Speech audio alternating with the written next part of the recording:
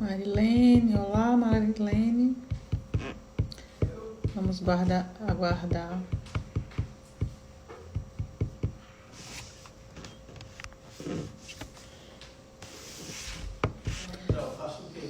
Sônia. Joelma dos Santos. Geise de Cuité. Gil Freire Ré, cabeleireiro, estava lá arrumando meu cabelo. Terezinha, boa noite, Geise. Bianca, vamos aguardar Dr. Janier para começarmos o nosso papo sobre mamografia. É muito importante esse assunto e tem muitas mulheres que estão deixando de fazer seus exames esse ano, infelizmente por conta da pandemia. E tá aí a situação complicada, porque além da gente enfrentar essa questão das dificuldades da mamografia, veio a pandemia. Então a gente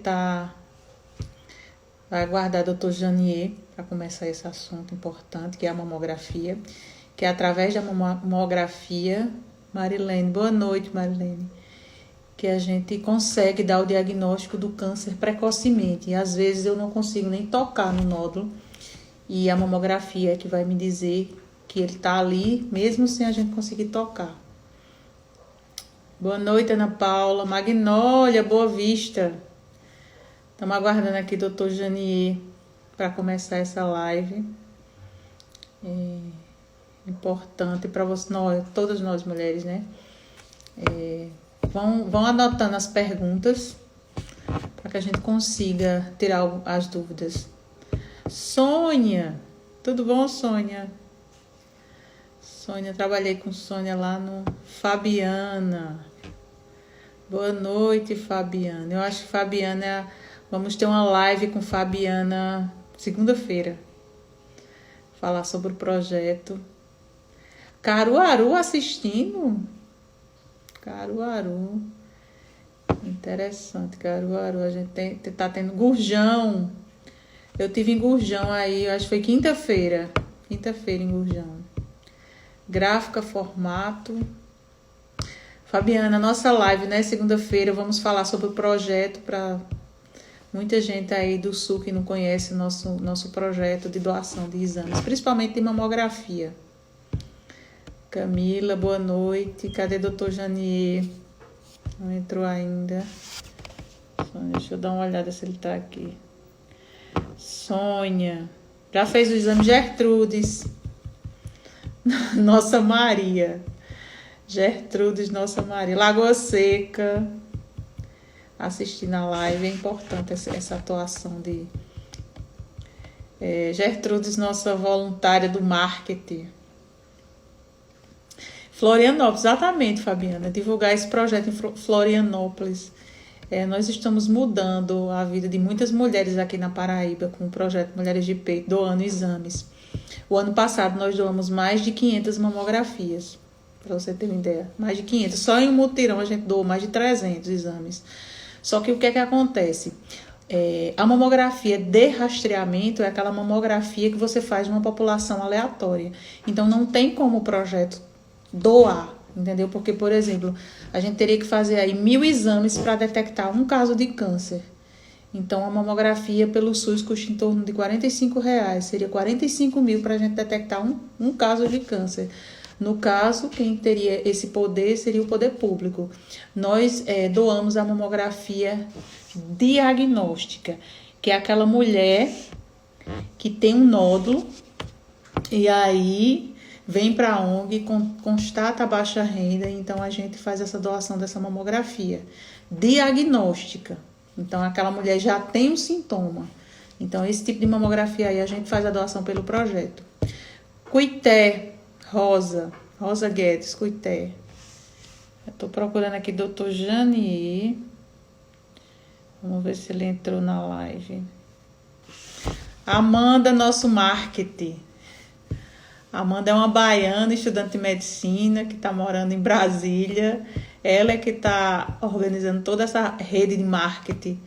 Eu não estou vendo o doutor Janier. Cadê ele aqui? Deixa eu ver. Deixa eu ver se eu consigo. Estou aguardando ele. Deixa eu ver se eu consigo achar ele. Janier, se estiver na live, me chame aqui, Janier. A gente está ali aguardando. A live passando e ele não entra. A Ramonier, é Ramonier, não é Janier. Amanda, é isso mesmo. Ramonier, cadê Ramonier? Miss Lady. Manda um alô para Fátima Lima. Gurjão. Paciente doutora Renata. Fátima Lima. Vamos aguardar, doutor Janier, para falar desse tema extremamente importante, que é a mamografia. Ele não entrou ainda. Vamos aguardar, doutor Janier. Aninha. Aninha é uma paciente nossa que está para realizar a cirurgia, né, Aninha? Estamos aguardando, acredito que nesses 15 dias a Aninha esteja operada. Miss Leide, boa noite. Vamos aguardar, doutor Janier. Ramonier. São irmãos. São nossos parceiros na Imago, é onde a gente paga os exames de diagnóstico aqui para mulheres de peito. E as pacientes também do meu consultório, elas realizam esses exames na Imago, que é nosso parceiro, um dos nossos parceiros é a Imago. Cadê ele? Janier. O tempo passando, porque a live de mamografia é extremamente importante para vocês, mulheres. Mulheres a partir de 40 anos, dependendo da idade que o familiar mais jovem teve o câncer de mama, a gente começa a fazer os exames bem mais precoce do que o preconizado. Mas pelo o Ministério da Saúde está preconizado acima de 40 anos. Por quê? Porque a mama ela começa a envelhecer, igual como a gente começa a nascer os cabelinhos brancos, a mama começa a envelhecer. Então, ela vai ficando, como a gente chama, lipossubstituída. Ela vai perdendo a parte da glândula e vai ganhando gordura. É isso que a gente chama. Então, ela vai ficando de mais fácil visualização os nódulos a partir dos 40 anos. Porque a partir dos 30 a gente já começa essa lipossubstituição. E, por exemplo, você faz uma mamografia numa menina de 30, 35 anos, vai ter aquela mama ainda densa, tem muitas glândulas que a gente chama. Então fica mais difícil de visualizar os nódulos nesse tipo de mama. Por isso que é recomendado a partir dos 40 anos. E quando essa mama, a partir dos 40 anos, ainda é densa, a gente ainda faz a ultrassom para detectar alguns nódulos que a gente não consegue ver na mamografia. Por isso que existem casos que você faz a mamografia e não consegue ver o nódulo. Chegou, Ramonier. Então, ele agora vai explicar bem direitinho, que é o médico especialista. Oi, Ramonier. Ramon Janier. Boa noite, doutora Cristiane. Eu estava aqui já pegando, porque a gente está passando. E essa sua live é extremamente importante. Eu sei que vai ter muitas perguntas. As lives da gente são muitas perguntas. Já preocupado, a gente já tem bem uns 3 minutos aqui aguardando. E eu tava ali esperando. Achei que ia vir uma solicitação para mim. Aí eu estava aguardando aqui no WhatsApp que eu mandei. Mas, desculpa aí. A sua live está extremamente esperada, porque eu quero que você... No início, a gente você vai dar uma explanação geral e aí a gente vai tirando as dúvidas, que eu vou olhando aqui, certo?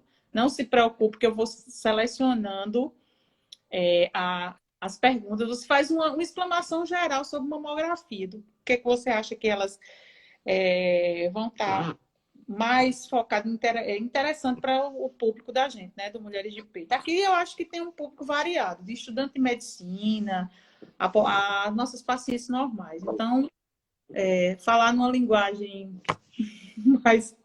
mais comum para que elas possam entender. Deu uma explanação geral e eu vou selecionando aqui as perguntas, tá certo? A mamografia é um exame de imagem, né, que utiliza raio-x também, assim como a radiografia. Por isso mesmo que, por envolver radiação, não pode ser solicitado sem um critério, tem que ter um critério, porque justamente envolve radiação X, né, raio-x. Mas é um exame muito importante no diagnóstico e no rastreamento do câncer de mama.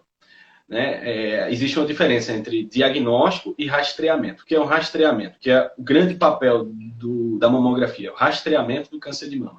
Rastreamento é você fazer numa população geral que não tem sintomas, de mulheres sem queixa clínica, sem nódulo palpável, sem nem história familiar, ou seja, a população em geral, você fazer exame de todas essas mulheres com o intuito de tentar fazer uma peneira ali, tentar identificar algumas lesões suspeitas, e essas lesões suspeitas iriam para diagnósticos mais aprofundados, como é o caso da própria ressonância magnética, ultrassonografia ou até biópsia. Então, esse é o grande papel da mamografia, o chamado rastreamento do câncer de mama. Ele pode participar do diagnóstico? Pode. Muitas vezes até a gente usa a informação da mamografia como um ponto principal em relação ao ultrassom, em relação à ressonância. A mamografia, em alguns casos, faz isso. Mas o grande papel mesmo da mamografia é esse rastreamento. E se mostrou bastante efetivo. A mamografia é um método muito antigo, já lá do início do século, 1930, já se falava, já se criou a mamografia, mas na década de 90, a partir da década de 90, foi onde começou, inclusive aqui o Colégio Brasileiro de Radiologia, a utilizar a mamografia com esse intuito de detectar pequenas lesões, as chamadas microcalcificações, que são, na maioria das vezes, a fase mais inicial do câncer de mama. Então, esse é o papel aí da mamografia de uma forma geral. É um exame de imagem, mas que tem esse papel que outros exames não têm, como o ultrassom. O ultrassom não consegue fazer isso. O ultrassom consegue diagnosticar, consegue ver um nódulo, delimitar bem o nódulo, mas não consegue fazer esse rastreamento. Exatamente. E geralmente a gente, para tirar a dúvida delas aqui, o que é uma mamografia diagnóstica e o que é uma mamografia de rastreamento? De forma rápida.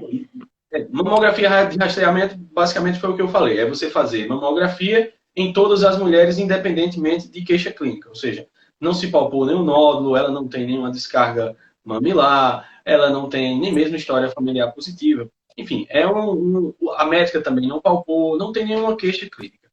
A mamografia de diagnóstico, ela já é quando o médico palpou o nódulo, ou a paciente está sentindo uma dor, ou está tendo uma descarga mamilar. Essa mamografia diagnóstica não segue mais esse protocolo de uma vez por ano. Pode ser feita a qualquer momento. Exatamente. Mais ou menos, para se diagnosticar um caso de câncer, nós teríamos que fazer quantas mamografias de rastreamento? Essa é uma pergunta muito interessante, porque para você ter uma ideia da importância, para você ter uma ideia do que é um rastreamento. O objetivo ali não é diagnosticar muitos casos, e sim flagrar esses poucos casos que são positivos. Então, a gente tem uma estimativa de que cada 100 mamografias, 2 a 3 mamografias possam ter o chamado diagnóstico positivo, mamografia positiva, que seriam as mamografias suspeitas. Então, veja que é uma quantidade bem reduzida de exames alterados em meio a um grande número de exames que a gente realiza todos os dias. Por isso que a mamografia deve ser muito bem interpretada. É o que eu sempre digo quando eu falo em mamografia. Porque, veja, de cada 100 mamografias, 90, vamos dizer assim, 90 estão normais. Então é muito fácil você dar um diagnóstico de mamografia normal. A maioria você vai acertar. Mas nesses poucos casos alterados, você tem o objetivo da mamografia. O objetivo da mamografia é detectar esses 2 ou 3 casos alterados. Se você deixar passar justamente esses 2, colocar todos como normais, você perdeu o trabalho desse rastreamento. Então, é muito importante o cuidado nessas avaliações, e esse cuidado é até difícil de a gente ter, de a gente conseguir essa experiência, porque são tantos casos normais que a gente vai vendo no dia a dia que a gente tem que estar sempre atento para não deixar passar essas pequenas lesões. Só para. A técnica de mamografia é importante para o exame? É fundamental, técnica é fundamental. Tanto a compressão, que é o que as pacientes mais reclamam, né? A questão da compressão, porque a compressão, quanto maior, mais profunda vai ser a minha imagem, a imagem da mamografia, você consegue ali visualizar a parte posterior da mama, a parte que está mais próxima do músculo peitoral. Por quê? Existe a possibilidade de um câncer inicial estar justamente nessa região. Então, se você faz uma mama com pouca compressão, você vai pegar a parte mais superficial da mama e vai deixar uma parte posterior sem radiografar. Né? A maioria das vezes pode dar certo, mas eventualmente você pode perder alguma lesão. Então, essa parte da compressão já é importante. Depois, a parte da técnica radiológica, para você fazer uma imagem mais penetrada ou menos penetrada, de acordo com o biotipo da mulher, isso o mamógrafo, na maioria das vezes, automaticamente consegue resolver. Mas essa questão do posicionamento e das incidências adicionais, ou seja, de amplificação, de compressão e as incidências de perfil, quando você tem uma técnica que tem experiência em mamografia, certamente isso vai ajudar muito na diminuição da repetição dos exames e também na questão da acurácia diagnóstica. Principalmente essa questão da compressão. É óbvio que você não vai comprimir além da capacidade de dor que a paciente sente. Mas também se você comprimir pouco para que a paciente fique mais confortável, pode ser que aquele exame não seja efetivo. É aquela falsa impressão. Você faz um exame de baixa qualidade, mal feito e mal laudado, a paciente vai para casa com a falsa sensação de que está tudo bem e o tumor está lá. Concorda? Então, elas reclamam muito, Ramone, às vezes dá dor. Aí você acabou de dizer, não pode também, por conta da dor, você não comprimir e você terminar deixando passar uma lesão. E ela está indo para casa achando... É até uma pergunta que eu lhe faço agora. Porque a gente vê muito isso da paciente reclamar dessa questão da dor e se existe alguma forma de diminuir essa dor, ou se estaria indicada alguma medicação, ou o período do ciclo menstrual que seria melhor para realizar? Eu geralmente indico, né? Porque tem pacientes, Ramone, que chega realmente aquelas mamas densas, né? Pacientes já até 45, 50 anos, a mama densa e relata muita dor. O que é que eu faço? Eu faço um anti-inflamatório tópico, às vezes um spray, e deixo no período assim, 7 dias após a menstruação, porque você sabe que a mama, nesse período, ela desincha. Então, geralmente, 7 dias após a menstruação, e eu passo um anti-inflamatório tópico. Se não for eficiente, eu ainda faço oral, porque realmente é muito desconfortável, né? Você colocar uma mama daquela mama densa e a paciente realmente não aguenta. Tem mama que é bem mais sensível, né? Tem mama que é muito mais sensível. Exatamente. Tem aquela mama lipossubstituída, aquela mama, né, pendular, aquela mama ali não tem problema nenhum, mas aquela mama daquela mulher densa. Eu percebi no ultrassom. No ultrassom, muitas vezes a gente faz o ultrassom logo depois da mamografia. Mas às vezes no próprio ultrassom a paciente não suporta a gente colocar o transdutor para passar o gel, passar o aparelho. Então imagine fazer uma mamografia. Não, e é esse é o motivo de maior desistência. Elas não fazem. Eu faço esse tratamento. Tem uma pergunta aqui de Melina. É verdade que a mamografia causa câncer de mama? Já aconteceu. Responda aí, Ramoniesa. É verdade que a mamografia causa câncer? Não, já foi comprovado isso e já tem, inclusive, determinação, regulamentação do Colégio Brasileiro de Radiologia, mostrando que não tem o menor sentido isso. É óbvio que é um exame que envolve radiação, mas é uma radiação numa quantidade muito pequena, numa quantidade semelhante à de uma radiografia, pouco mais do que uma radiografia, muito, mas muito, muito menos do que uma tomografia. Então, se você fizer ali mamografia todos os anos, juntando tudo, dá uma tomografia. Então, não é um exame que possa ser culpado aí de um caso de câncer de mama, não. É óbvio que você vai evitar fazer desnecessariamente, vai evitar fazer em gestante Se for o exame de rastreamento, ou seja, se for para rastreamento, você não vai fazer numa gestante. Agora, se você está pensando no diagnóstico de câncer de mama, o paciente está gestante, você também não precisa esperar necessariamente, até porque existe a questão hormonal envolvendo ali, e não existe risco suficiente para você deixar de fazer um exame numa gestante por conta de risco para o feto, por exemplo. A radiação é muito pequena e não é direcionada para o abdômen. Enfim, é um exame muito seguro do ponto de vista da radiação. Amanda, conseguimos ter certeza que é câncer pela mamografia? Ela está perguntando. Certeza absoluta é só a biópsia, né? Certeza absoluta é só a biópsia. Agora, tem o chamado BIRAD-5, que é a classificação mais grave, digamos assim, do BIRADS da mama, que esse praticamente nos autoriza a chamar de muito provável o câncer de mama, né? Você está ali diante de uma lesão muito provável, inclusive se a biópsia vier negativa, o ideal é você repetir a biópsia, porque os achados são muito característicos para o câncer de mama. Então, nesse caso específico do BIRAD-5, apesar de você não poder bater o martelo, mas é bastante suspeito para câncer de mama. Nos outros casos, BIRADS-4, aí existe uma suspeição que pode ser leve, moderada ou mais significativa. Aí vai depender de se você considera ali um BIRADS 4A, 4B ou 4C. É óbvio que existe também, e não deveria existir, mas existe uma variação na interpretação pelos radiologistas. Então, se você está dando muito BIRADS 4 ou muito BIRADS 5 e esses exames não são positivos, provavelmente é o radiologista quem está classificando de forma incorreta a lesão. Mas se classificar do jeito certo, a imensa maioria dos BIRADS 5, 95, 98%, ou até mais, vão ser confirmados como câncer de mama. Então, a mamografia, não, apesar de não ter esse objetivo de diagnosticar o câncer de mama, ou seja, ninguém faz mamografia para pegar uma lesão já avançada, mas ela pode chegar a diagnosticar, sim, o câncer de mama. A Amanda perguntou, qual a diferença de fazer ultrassom e mamografia? São dois exames complementares, que a gente chama. Exames complementares. Por que complementares? Porque um exame vê algo e não vê outro tipo de lesão, e o outro faz justamente o inverso. Exemplo, a mamografia ela é um excelente exame para ver as chamadas microcalcificações, que são essas lesões iniciais do câncer de mama.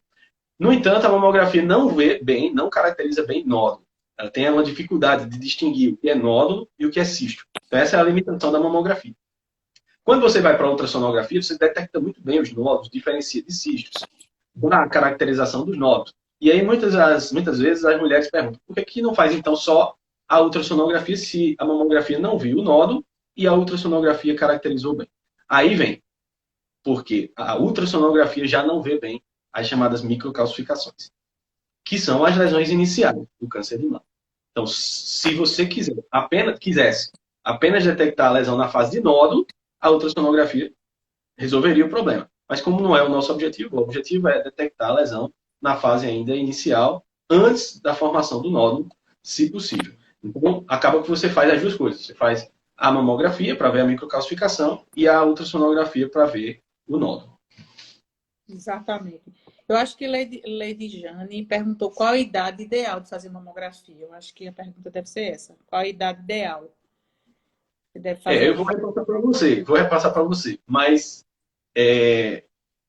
o que se preconiza do Ministério da Saúde, geralmente do Colégio Brasileiro de Radiologia, a partir de 40 anos. A partir de 40 anos, anualmente. O Ministério da Saúde já fala a partir de 50 anos, de 2 em 2 anos. De 2 em 2 anos.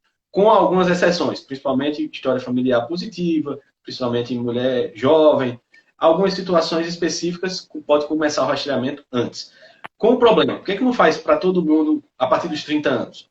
Porque a mamografia, nessas pacientes mais jovens, tem mais dificuldade de detectar essas microcalcificações. As mamas são muito densas, muita glândula, e essas microcalcificações não aparecem bem nesses exames. E ainda mais, a frequência, a incidência de câncer de mama em mulheres entre 30 e 40 anos é muito baixa.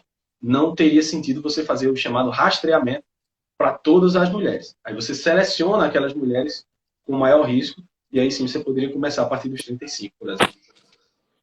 Geralmente, a Sociedade Brasileira recomenda igual a de radiologia, a partir de 40 anos, anual até 69. E o Ministério, eu acho que a questão é mais financeira, né? E como o câncer de mama é mais comum acima de 50 anos, aí eles acreditam que a gente vai rastrear uma população de maior risco, que seria aqui na Paraíba, por exemplo, são 300 mil mulheres acima de 50 anos. O ano passado, parece 50 mil realizaram o exame. Para você ver, está bem abaixo da recomendação da Organização Mundial de Saúde para redução da mortalidade, que seria para rastrear 70% da população. Não é isso, Ramonê? Tem outra pergunta aqui. Quem já teve fibroadenoma tem mais chances de ter câncer? Responda. Eu não sei dizer de certeza disso. Agora, o que a gente vê na classificação, não, né? Mas... Não. Fibroadenoma, a gente vai ter uma aula aqui sobre fibroadenoma. Não existe relação de fibroadenoma com câncer de mama. Agora, você pode ter um fibroadenoma e pode desenvolver um câncer? Pode. Porque, assim, só existem os fatores de risco do câncer, que é ser mulher, idade acima de 50 anos, a menarca precoce, a menopausa tardia, o uso de hormônio. Então, assim, existem fatores de risco para você desenvolver o câncer de mama. Mas não que você tenha fibroadenoma, que você vai ter o câncer de mama. E nem o fibroadenoma vira maligno. Tem descrito na literatura de tumores dentro de fibroadenoma, que foi um carcinoma in situ. Eu tive, nesses 20 anos, um caso, quer dizer, toda semana eu opero 3, 4 mulheres com câncer de mama. Eu tive um caso em 20 anos de uma paciente jovem, dentro de um fibroadenoma, foi feito um imunohistoquímico, que é um exame mais detalhado, que foi detectado um carcinoma in situ. Mas, assim, é uma raridade. A gente não pode ir pela raridade. Mas, então, assim, isso aí não existe essa relação. Você tem que ver os fatores. Eu sempre digo isso às pacientes, quando eu estou fazendo ultrassom, mas tem risco de virar câncer? Virar Não. câncer, elas têm medo de. Não é que tem risco de virar câncer. Nem aumenta a chance, nem diminui. Ou seja, você, porque tem um fibroadenoma, não impede de também ter que fazer todo o seu rastreamento como qualquer outra mulher, porque você tem o mesmo risco de desenvolver um câncer de mama de qualquer outra mulher. Exatamente. Tem outra pergunta. Fiz ultrassom, deu BIRADS 3. Tenho 35 anos. Preciso fazer mamografia? 35 anos. Não, o BIRADS 3 é o BIRADS, a gente chama que o BIRADS 3 é o BIRADS do ultrassom. O BIRADS 3 é o BIRADS do ultrassom. Dificilmente vai sair, ou deveria sair, um BIRADS 3 na mamografia. Isso aí eu estou falando mais aqui para o pessoal da mastologia e para os estudantes. O BIRADS 3 na mamografia, só existe um BIRADS 3, que é microcalcificações puntiformes agrupadas. Esse é o BIRADS 3. O resto esquece. Por quê? Porque o BIRADS 3 tem que passar pelo ultrassom. Ele tem que dizer se é um nódulo sólido, primeiro, porque se você der um BIRADS 3 na mamografia, pode ser um cisto. E aí você, na verdade, estava diante de um BIRADS 2. Então não tem sentido dar BIRADS 3 na mamografia. E pode ser o BIRADS 4 também, na ultrassonografia, se o nódulo for, por exemplo, um nódulo lobulado, ou se for um cisto complexo. Então só se fala em BIRADS 3, microcalcificações agrupadas. Esse BIRADS 3, na ultrassonografia, você só tem um caminho. Ou ele vira BIRADS 4, e aí vai para a biópsia, ou ele vira BIRADS 2 e segue o rastreamento comum. Então ele não, se tem BIRADS 3 na ultrassonografia, ele não vai voltar para o ultrassom para aprimorar nenhum diagnóstico. Ou ele parte para a biópsia, BIRADS 4, ou ele continua o rastreamento, BIRADS 2. A questão do BIRADS, eu não sei se tem estudante aqui. Ramon, eu posso dizer, o BIRADS é para orientação. Há 20 anos atrás, quando eu cheguei aqui em Campina Grande, não existia ainda o BIRADS. A gente chegava um laudo, dizia lá, nódulo, sólido, hipoecóico, contornos regulares. Então, assim, cada mastologista tinha uma conduta diferenciada. O BIRADS, ele padroniza a conduta.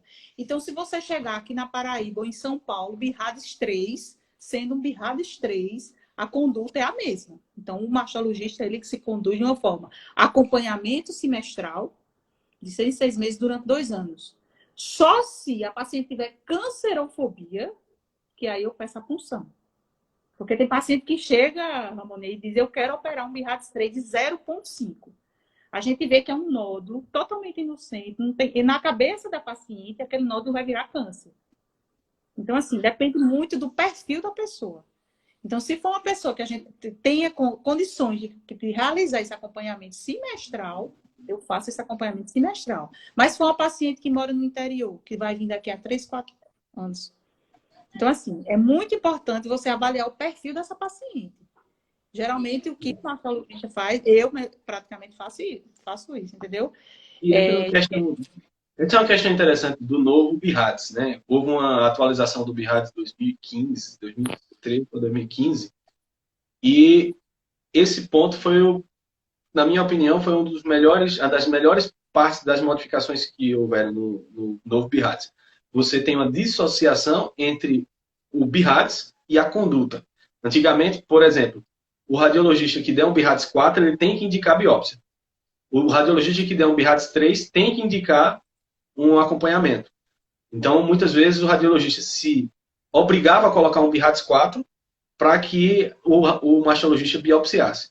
E hoje em dia, você pode fazer uma dissociação. Você tem que colocar o BIRADS de acordo com o achado da mamografia. O BIRADS é quem manda é a mamografia, mas a conduta pode ser dissociada. Você pode colocar um BIRADS 3 e biopsiar. Por quê? Porque você vai levar em consideração os outros aspectos clínicos. Ou é uma história familiar fortemente positiva, por exemplo, ou é uma mulher que está muito ansiosa e quer fazer o diagnóstico. Então, às vezes você, fazendo ultrassom, já percebe isso. Ou é um cisto que está incomodando a mulher. Então, você pode colocar lá seu BIRADS 3 e, no final, recomendação, punção do cisto. Não tem mais aquela obrigatoriedade de chegar. BIRADS 3 é igual ao acompanhamento de 6 em 6 meses. Essa foi uma das mudanças do novo BIRADS. E eu acho interessante porque eu já peguei, eu, no caso, já tive pacientes BIRADS 3 maligno, né? E o nódulo totalmente inocente. Então, assim, a gente explica a paciente bem direitinho o que é o BIRADS, o que são as características do BIRADS. BIRADS 3, o risco de câncer é 2%, existe 2%. Então, a gente explica bem direitinho, para que ela entenda que aquele BIRADS dela, a chance de ser maligno é muito baixa. Então, O assim, BIRADS 3 tem essa recomendação de acompanhamento de 6 em 6 meses, justamente para pegar esses 2%. Para que esses 2% seja flagrado na próxima mamografia e eu não espere um ano para fazê-la. Eu faço num período mais curto, porque se houver alguma modificação, vai ser uma modificação pequena. Exatamente. Tem uma pergunta aqui acho que é Beatriz. Fala um pouco de mamografia com tomossíntese. Eu não tenho experiência com mamografia com tomossíntese. Então, se eu for falar, eu vou acabar falando de coisa que eu já li, ou que eu escutei. Sinceramente, eu não tenho experiência. A gente não trabalha aqui na nossa clínica e acaba que eu não tenho experiência. Mas eu vou tentar mostrar, vou tentar desenhar para vocês qual é a ideia da tomossíntese. A tomossíntese é como se fosse uma mamografia, só que com cortes, ou tridimensional. Ou seja, ela elimina aquela questão da sobreposição dos tecidos. Uma radiografia é uma chapa em duas dimensões. Então, você tem ali sobreposição. A glândula pode estar na frente do nódulo e você acaba não identificando esse nódulo. Essa é a grande função da tomossíntese. Como ela faz uma varredura tridimensional, ela acaba encontrando esses nódulos que estão sobrepostos pelo parênquima. É um fator muito positivo da tomossíntese. Mas, o que é que não pegou tanto a tomossíntese? Porque não tem tomossíntese em todos os serviços e a maioria, inclusive, acaba não usando tanto. Porque o grande objetivo da mamografia, principal objetivo da mamografia, não é detectar os nódulos. A ultrassonografia faz isso muito bem. Então, essa sobreposição de parênquima se resolve com a ultrassonografia. Outra coisa, a tomossíntese, quando vem positiva, mesmo quando a tomossíntese vem positiva, ou seja, quando ela identificou aquele nódulo obscurecido, acaba que você vai ter que fazer a ultrassonografia de todo jeito. Então, meio que não tem não muda tanto a conduta em relação àquela alteração que você encontrou. Agora, é um exame mais sofisticado e, infelizmente, muito caro para se fazer, tanto pelo plano de saúde como particular, e o SUS não consegue fazer o exame de tomossíntese, mas sendo bem sincero, mas eu falo sem a experiência necessária, suficiente, né? Mas sendo bem sincero, eu não sou muito entusiasta da tomossíntese. A maioria dos serviços, a maioria dos serviços que utilizam tomossíntese fazem muito pela questão de propaganda e também, mas vamos falar bem da tomossíntese, mas é uma coisa que ainda não está consolidada, vamos dizer assim. Não é uma coisa 100% consolidada a mudança no diagnóstico efetivo do câncer de mama. Na verdade, e você realizando um exame de boa qualidade, não é, Ramoni? E que tem um posicionamento da técnica bem feito, um laudo bem feito, eu acredito que a gente consiga dar um diagnóstico de um câncer. Sem dúvida, tem pontos positivos da tomossíntese. Você evita que a paciente volte, muitas vezes, para fazer uma compressão. Porque, por exemplo, tem uma área lá obscurecida, o que é que a gente faz? Liga para a paciente voltar no serviço e fazer uma compressão localizada. Quando se tem a tomossíntese, na tomossíntese você já tirou essa dúvida. Então, é um ponto positivo. Existem, sim, vários pontos positivos. Eu estou querendo falar mais no sentido do custo-benefício. Se existe um custo-benefício, é isso que ainda é bastante controverso. Juliette está perguntando quem já teve câncer de mama. Essa parte não é com Ramonier, que é radiologista, a gente pode falar em outra live. Ela perguntou quem já teve câncer de mama, ele pode voltar, pode ter uma recidiva, mas isso é um assunto mais para frente. Vamos focar na mamografia. Nódulo na mama sempre é câncer. Eu acredito também numa questão para mamografia, mas eu já falei aqui, 90% dos nódulos são nódulos benignos, certo? E cada 10 nódulos, um é maligno. Então, assim, a maioria dos nódulos são nódulos benignos. Não é também a questão aqui de Ramoni. Doutora, aos 48 anos, existe a necessidade de fazer mamografia e ultrassom ao mesmo tempo. E aí, Ramoni? Aos 48 anos. É aquela questão que a gente falou da otimização dos exames. Fazer tomossíntese é melhor? Tem acesso para todo mundo? Não. Então você vai otimizar o serviço. Você vai fazer mamografia e, se precisar, faz ultrassom. Da mesma forma, seria melhor fazer ultrassom e mamografia para todas as pacientes de uma forma geral de uma vez? Claro que seria. Seria melhor, mas é o que a gente vai indicar? Não. Porque você vai procurar otimizar a avaliação. Então, otimizando a avaliação, você indica primeiro a mamografia como rastreamento, e caso a mamografia tenha alguma limitação, porque a mama é muito glandular, ou porque ficou alguma área obscurecida, alguma área em dúvida, aí parte para a complementação com a ultrassonografia. Agora, se a mulher ela já vem fazendo a mamografia com ultrassom, porque já se percebeu que ela tem a mama mais glandular, e sim, podia partir já direto para os dois exames. Mas o rastreamento preconizado é com mamografia. Geralmente, quando elas vão no consultório, quando a gente faz a palpação, a gente já vê qual é a mama lipossubstituída e a mama mais densa. Se ela tiver 48 anos e tiver uma mama densa, eu já peço mamografia e ultrassom. Se ela tiver 48 anos e tiver uma mama lipossubstituída, que a gente está falando, é aquela mama pendular, aquela mama que não dói, e eu peço só mamografia. Não peço ultrassom, porque eu já sei que a mamografia vai resolver. Ok? Outra pergunta. Boa noite, já fiz várias punções. São cistos líquidos. Eu tenho displasia, o que recomendar? Esse assunto também não é... Mas pode perguntar, eu acho que vale a pena. Eu estou querendo aprender também. Eu estou querendo aprender também, porque eu quero aprender, porque essas mesmas dúvidas que as pacientes me perguntam na hora do ultrassom. Não, cisto, eu mando para... Se for um cisto palpável, eu faço punção. Se fosse microcistos ou cistos agrupados, que elas sintam muitas dores, eu mando para Ramonier puncionar guiado. Diga aí como é a punção guiada. Eu só mando puncionar. Se for esse múltiplos cistos, porque tem muita mulher com múltiplos cistos na mama e a mama dolorida. E elas me perguntam muito o que vai fazer, qual a medicação que toma, se toma alguma coisa, que é a displasia, né? A displasia mamária.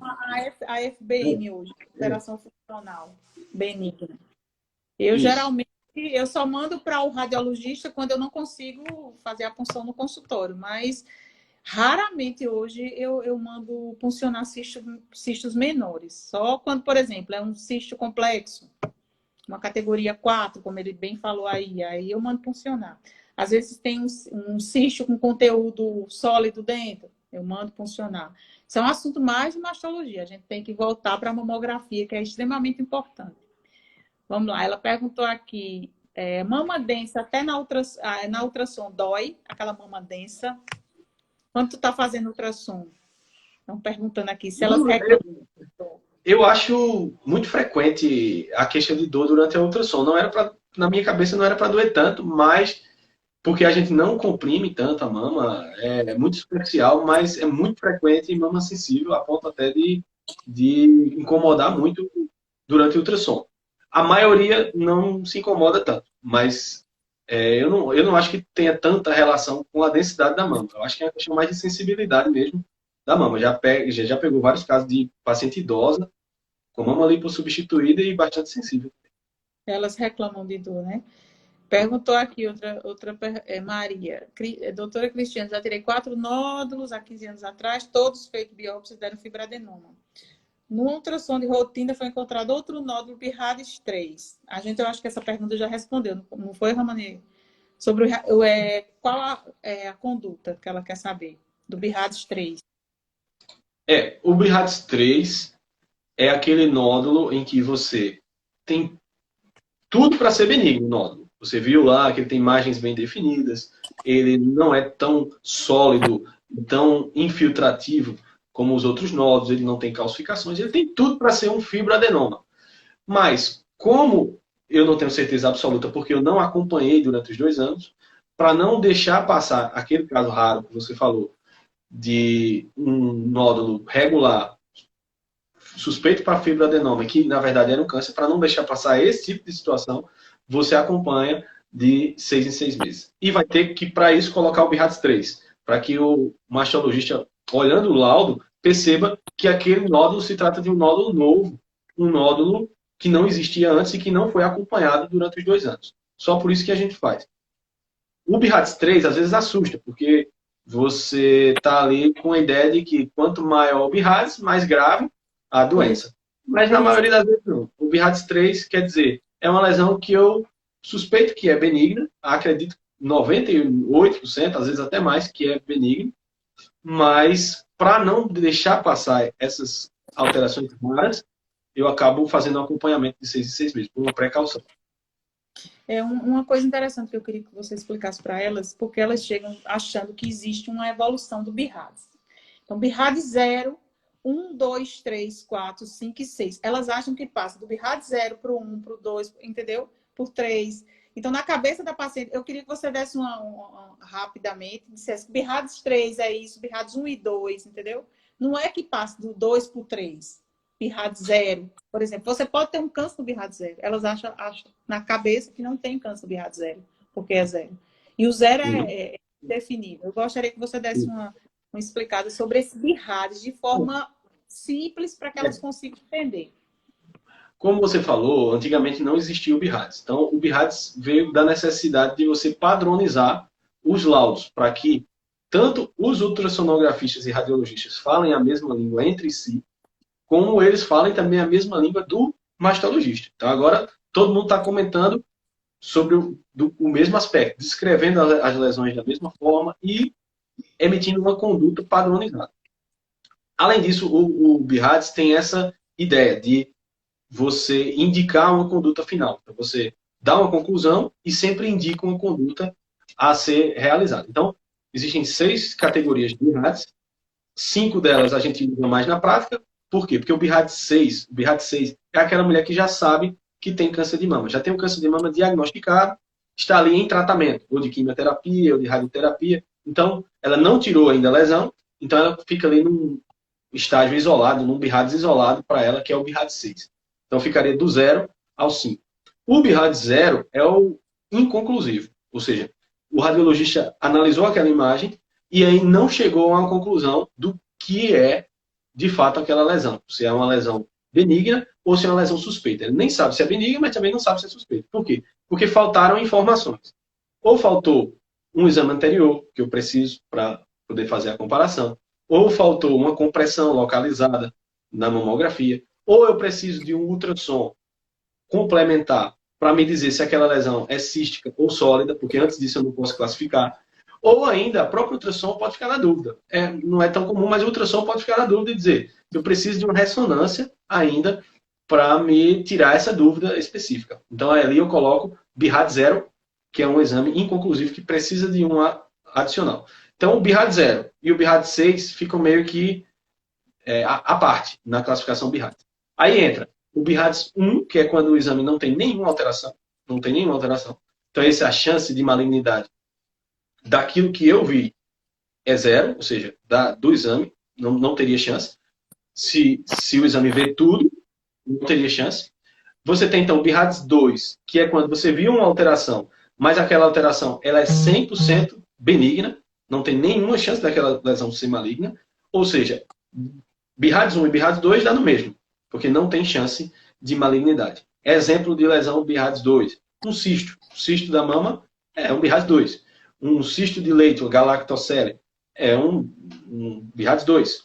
Uma calcificação no vaso, uma calcificação vascular de colesterol, de ateroma, é um BIRAD 2. Então, você viu aquilo ali, você diz, não precisa fazer mais nada, BIRAD 2. Aí você chega para o BIRAD 3. No BIRAD 3, 4 e 5, você tem a chamada mamografia positiva. Essa mamografia que rastreou uma paciente e enviou para prosseguir a investigação. A mamografia BIRAD 3 tem uma mínima chance de mamografia ou ultrassonografia, né? Mamografia ou ultrassonografia. Tem uma mínima chance de malignidade. A grande maioria dos casos vai ser benigno. 95% de benignidade. Às vezes até mais, porque você bate o olho e diz, não, isso aqui é um fibroadenoma. Paciente jovem, com nódulo regular, já teve outro nódulo. Você tem vontade ali de dizer, é um fibroadenoma, esquece isso. Mas, para garantir, entra um BIRADS 3. Depois você vai para o BIRADS 4. No BIRADS 4, aí você já tem uma suspeição moderada de neoplasia. Aqui você tem que partir para a biópsia. No BIRADS 4, o grande objetivo de você colocar BIRADS 4 é dizer à paciente, não guarde essa lesão, não fique com ela em casa. E dizer ao mastologista, biopsie. Biopsie porque existe alguma chance de ser maligno. Aí você entra no BIRADS 5. O BIRADS 5, a informação já é outra. A informação já é, essa lesão, ela é muito provavelmente maligna. Ela é quase certo que ela é maligna. BIRADS 5. A informação para o mastologista é, biopsia a lesão. E se vier negativo o resultado, repita quantas vezes for, porque é muito provável que essa lesão seja uma lesão maligna. Então aí você tem mais ou menos a classificação BIRADS. O 0 e o 6 estão à parte. O 1 e o 2, totalmente benigno. O 3, muito provavelmente benigno. O 4, tem que biopsiar. E o 5, tem que biopsiar e tem que considerar até o fim a possibilidade de malignidade, que é maior do que 95%. Ok. Tem uma pergunta aqui de Ana Paula. A mama que tem prótese pode fazer mamografia? Pode e deve. Pode e deve. Existe uma técnica especial para isso, uma manobra que se faz para colocar a prótese fora do campo de raio-x, para que não atrapalhe tanto a imagem. A técnica tem, obviamente, que tem um treinamento para fazer esse tipo de manobra. Incomoda um pouco mais, porque tem que repuxar a mama para fazer, mas se não fizer, vai estar suscetível ao câncer de mama como qualquer outra mulher. A prótese não diminui o risco de uma mulher ter câncer de mama. Então, é realmente necessário fazer a mamografia, e se já tiver uma idade, obviamente, de rastreamento como qualquer outra mulher, dá para fazer e dá para fazer os diagnósticos tranquilamente. Ok. Como é a imagem do câncer de mama na mamografia? Como é que você explica a imagem? A imagem do câncer de mama vai depender, obviamente, do tipo de câncer e do grau da lesão, ou seja, da gravidade, se já é um nódulo, se é ainda sob a forma de microcalcificações. Você tem várias formas de aparecer na mamografia. Tem a forma de microcalcificações, que são os pontinhos brancos que a gente vê na mamografia, que já pode ser um câncer inicial, e tem a forma de nódulo. Quando o nódulo é bem redondinho, regular, você pede para complementar com ultrassonografia, mas ali você já tem uma suspeita que se trata ou de um cisto ou de um fibroadenoma. Quando o nódulo é irregular, distorce a arquitetura da mama, ou seja, distorce a glândula, repuxa a pele, espessa a pele, repuxa o mamilo, a gente dá para ver isso também na mamografia, aí o próprio radiologista já caracteriza essa lesão como uma lesão suspeita. Ou seja, ou como uma lesão BIRADS 4 ou como uma lesão BIRADS 5. E aí a mastologista ou a ginecologista já deve fazer a biópsia, seja uma biópsia guiada pela própria mamografia, seja uma biópsia guiada pela ultrassonografia ou até pela palpação, a depender da lesão. Leidiane perguntou, na ultrassom apresentando nódulo, já posso fazer a mamografia antes dos 40 anos? Eu acho que isso a gente já respondeu, Já falou, a mamografia não é para avaliar nódulo. Então, é perda de tempo avaliar nódulo em mamografia. Viu o nódulo na ultrassom, só tem dois caminhos. Ou você definiu que é benigno, e para isso você tem que fazer um acompanhamento, no mínimo 2 anos. Definiu que é benigno, esquece, vai para o rastreamento, como outra mulher qualquer. Ou você definiu que é suspeito, e aí você não volta para a mamografia, porque a mamografia não tem esse objetivo. Você vai para a biópsia. Exatamente. Se você já tem um nódulo, aí não tem necessidade de você fazer uma... Porque, como eu acho que o Ramoneu disse no início, a mamografia, ele vê o nódulo. Aí a ultrassom me diz se é um nódulo sólido ou se é um nódulo cístico. A mamografia não tem o poder de dizer se é um nódulo sólido ou cístico. Então vai voltar, não tem como voltar. Isso. Então ela tem porque que aí, porque agora a gente está falando em mamografia diagnóstica e não em mamografia de rastreamento. Ou seja, o rastreamento anual continua como qualquer mulher. Agora, mamografia diagnóstica não pode acontecer voltando de um ultrassom. O ultrassom não pode voltar para a mamografia diagnóstica. Pelo menos, no geral, não é isso que acontece. Léo falou que existe uma realidade muito dolorida para nós que dependemos do SUS. O posto cobre a minha área, está há 6 meses sem médico. Hoje tenho 52 anos e não consigo nem a requisição para os exames. Infelizmente, a gente está vivendo essa situação, né? Eu não sei como é que está, Ramoneu, vocês na questão dos laudos do SUS lá no... Eu não sei como é que... Porque essa parte... Eu sei que... Parou, né? Parou. Sei vocês aí, como é que está laudando? Tá tendo laudo do SUS? Como é que está? Não está depois da epidemia, né? Depois da epidemia, nós não estamos... com certeza deu uma... Talvez seja um dos grandes prejuízos dessa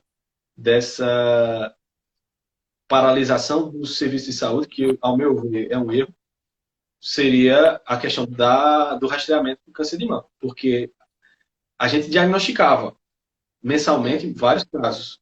Esses casos continuam existindo. Né? E continua se atrasando o diagnóstico. E atraso no diagnóstico de câncer de mama é uma coisa que tem total influência no prognóstico dessa paciente.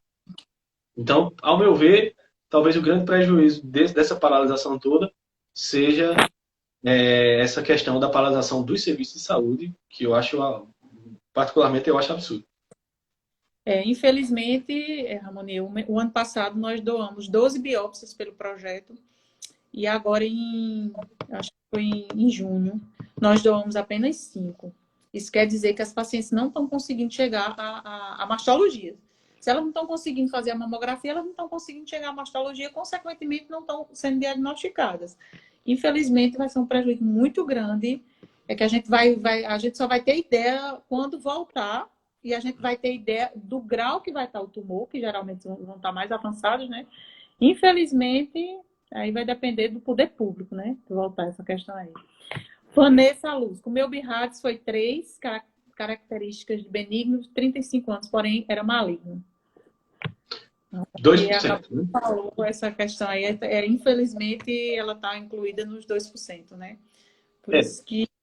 Obviamente que a gente tem que levar em consideração o seguinte. O BIRADS não é dado por um computador. Não é um computador que anota ali BIRADS 3, BIRADS 4. Não é como um exame laboratorial, que é uma máquina que faz a conta. Não é isso. Ali é um ser humano que estudou aquilo e que tem uma determinada prática maior ou menor naquele exame e que vai definir o laudo. Ou seja, ele é operador dependente, interpretador dependente. Então, se você interpretar corretamente o exame, a chance de malignidade é de 2%. Se você interpretou corretamente. Agora, nada impede, obviamente, de algum profissional fazer ultrassom que era para ele ter colocado BIRADS 4 ou BIRADS 5 e acabou colocando BIRADS 3. Mas partindo do pressuposto de que ele acertou, isso pode acontecer, com 2% de chance. Agora, para isso você faz o acompanhamento em 6 meses. E aí o prejuízo é bem menor, porque dificilmente uma lesão acontece, mas dificilmente uma lesão vai crescer tanto a ponto de prejudicar um prognóstico de um exame para outro em 6 meses. A gente vê alguns casos, sim, mas infelizmente é a limitação do diagnóstico por imagem. A gente ainda não tem um método que visualize a lesão e diga se ela é 100% de chance de ser benigna ou maligna, e ali você já tiraria. Nós estamos trabalhando com uma imagem, e essa imagem falha em alguns casos. Com certeza. Inclusive, já tive casos nesses 20 anos de nódulos de contornos regulares. Existe um tipo de câncer, que é o carcinoma mucinoso, e ele tem o contorno parecido com o nódulo benigno. É como você disse, acabou de dizer, né? A gente não tem como dar certeza, porque é uma imagem. A certeza é a biópsia. A certeza é a biópsia. E, infelizmente, no SUS, a gente tem essa limitação. Por quê? Porque o paciente não consegue, Ramon, uma mamografia. Como é que a gente vai começar a pedir biópsia, colobiópsia, por exemplo? A gente não consegue pedir para todo mundo. Tem uma máxima que todo mundo fala, que é a história de pecar por excesso. Todo mundo diz, não, mas o melhor é pecar por excesso. Mas a medicina não funciona assim. Por exemplo, eu sempre falo isso aos pacientes, eu dou um exemplo, um paciente meio extremo, mas é o exemplo que eu dou. É possível uma mulher engravidar após uma ligadura de trompas? A gente faz vários exames que a paciente engravidou com a ligadura de trompas. Mas você vai pecar por excesso e vai fazer a ligadura e dar anticoncepcional a todas as mulheres que têm ligadura de trompas? Não. Porque a medicina não funciona assim. É uma raridade, você não pode basear sua conduta numa raridade. Exatamente, concordo com você. Se for assim, por exemplo, até uma pergunta aqui, o BIRADS 3 tem que fazer punção? É o que a gente comentou no início. É um relativo. Se for uma paciente que tem uma cabeça que não tem cancerofobia, se tiver cancerofobia, eu peço punção. Porque eu tenho certeza que se essa mulher, daqui a 2, 3, 4 anos, ela desenvolver um câncer, ela vai dizer que era aquele nódulo. E daí que a gente explique. E outra, ela vai viver melhor. Ela vai viver melhor. Ela vai dormir melhor. Trabalhar melhor. Então, acabou. Faz a punção.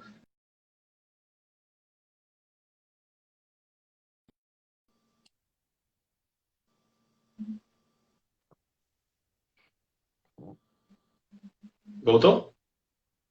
Voltou. Ramonier, só falta 1 minuto e 30 segundos. Show. Sou rápido demais. Mas infelizmente, a gente vai ver Ramonier de novo. Vamos. 1 minuto. Gostaria de lhe agradecer. Vamos fazer o seguinte, essas perguntas, vocês coloquem, vai ficar no IGTV, Ramonier vai responder as perguntas relacionadas à mamografia e a gente volta a fazer uma live com... Eu acho que até outubro a gente vai voltar a fazer... A gente vai fazer muito de lives em outubro, todo dia um especialista diferente, só sobre na questão da manchologia, que a gente está fazendo lives diversas. Então, gostaria de agradecer as suas considerações finais. Tem 1 minuto. Eu que agradeço a oportunidade, parabenizar você, que é a guerreira, vocês todas, né, das mulheres do peito. E assim, que a gente passe por esse processo aí de parada que a gente está tendo e volte com tudo para fazer esses diagnósticos que vocês tanto precisam e para que vocês continuem esse trabalho muito, muito bem feito que vocês fazem. Eu sou um entusiasta de vocês Você faz parte do Mulheres de Feito, você faz parte da gente. Nós que lhe agradecemos. Fico mais feliz ainda. Fico mais feliz ainda E estou à disposição, se quiser a gente marcar outro dia perto lá do Outubro Rosa, acho que vale a pena.